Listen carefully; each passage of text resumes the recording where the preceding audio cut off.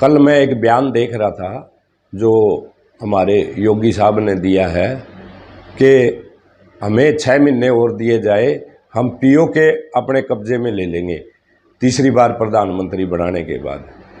10 साल तक इनके हाथ में बागडोर रही है और उस टाइम पे भी 10 साल के दौरान चाइना ने हमारी ज़मीन पे कब्जा कर लिया।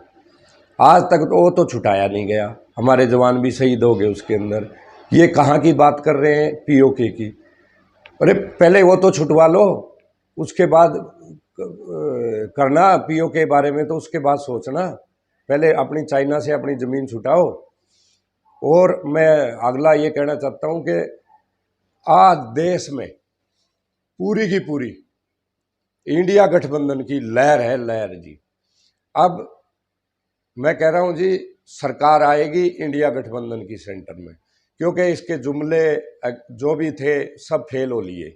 अब कोई इनको सुनना भी पसंद नहीं करता।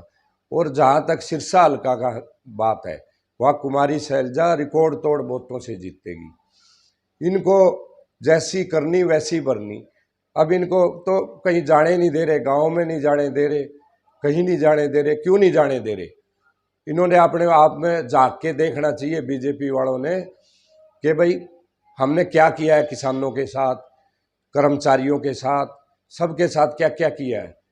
क्योंकि इन्होंने सिवाय लाठी बांधने से कुछ और काम कुछ किया ही नहीं।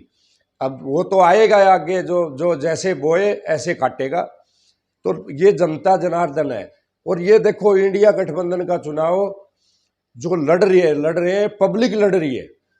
ये भी बहुत बड़ी बात है। लहर तो हमने बहुत देखी, लेकिन यह लहर है ना, या पब्लिक की लहर है, पब्लिक लड़ रही है। और ये जो लड़ रहे हैं ये बीजेपी के खिलाफ लड़ रहे हैं सारे के सारे। भाई बीजेपी भगाओ, देश बचाओ।